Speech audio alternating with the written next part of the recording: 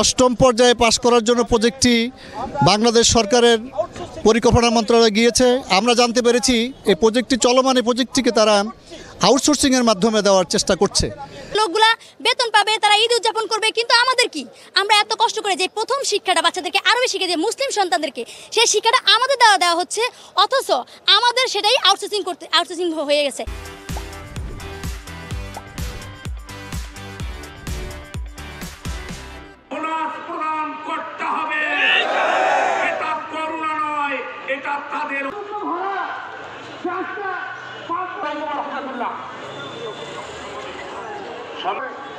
আদৌ কি হবে আমরা জানি না। আমাদের ক্ষেত্রে তাদেরকে জুলুমের সর্বনিম্ন স্তরে নামানো হয়।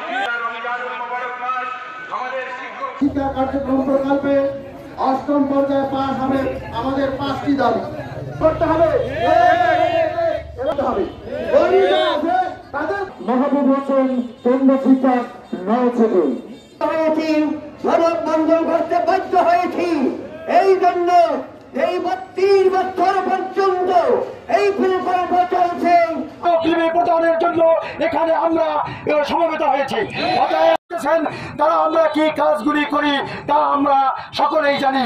এই বিপ্লবে সবচেয়ে স্বৈরাচার বিরোধী আন্দোলনে আমাদের সংগ্রাম বেশি ছিল, আমাদের অবদান বেশি ছিল, কিন্তু আমরা লক্ষ্য করতেছি অন্তর্বর্তীকালীন সরকার এসে আমাদের এই ইসলামী ফাউন্ডেশনকে আউটসোর্সিং নামে শিক্ষকদেরকে লাথি মেরে রাস্তায় ফেলে দেওয়ার পায়তারা চালাচ্ছে। এই শিক্ষকদেরকে, মানুষ গড়ার কারিগরদেরকে আজকে মাত্র 5,000 টাকা বেতন দেয়, তাও আজকে বেতন বন্ধ। জানুয়ারি মাস থেকে আজকে পর্যন্ত কোন শিক্ষকরা বেতন পায় না। এই রমজান মাসে তারা সেহরি খাইতে পারে না, ইফতার খাইতে পারে না ঠিক মতো।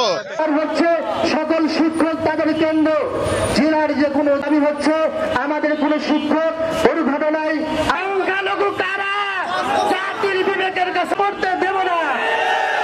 আপনাদের কাছে আমাদের জবাব। দীর্ঘ 20 বছর ধরে আমি এখানে শিক্ষকতা করতেছি। তো আমাদের সরকারি অনেক মেসেজ আছে, যে মেসেজগুলো আমরা পুরা করি, যেটা তারা সরকারি চাকরিদের মাধ্যমে করতে পারে না। তারা আমাদের ধন্যবাদ, আমরা তাদের মেসেজ পর্যন্ত পৌঁছাই, অথচ আমাদের এই দীর্ঘদিনের গণশিক্ষা ইসলামী ফাউন্ডেশন কর্তৃক এটা পাস করা হচ্ছে না।